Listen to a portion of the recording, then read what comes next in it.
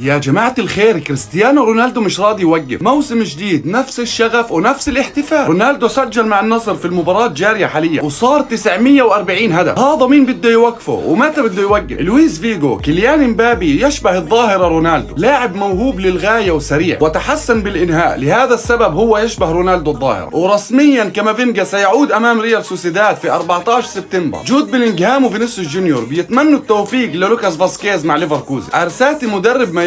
ريال مدريد مع الكرة أصبح أفضل بكثير وأصبح منظم، لهذا السبب لا يجعلون الخصم أن يمتلك الكرة ولا يمنحون الخصم أي فرصة. لهذا السبب لن يستقبل ريال مدريد أي هدف في المباراتين السابقتين. بيب جوارديولا مدرب مانشستر سيتي عن مواجهة ريال مدريد: إنه لشرف كبير أن أكون المدرب الأكثر مشاركة أمام ريال مدريد وبالسنتياغو برنابيو. الحكم خوسيه ماريا سانشيز هو اللي راح يحكم ريال مدريد ومايوركا غدا. هذا الحكم أنا ما بتفائل فيه، بتحسه عينك يا تاجر ضد ريال مدريد. وبالنهاية وكالعادة هلا مدريد.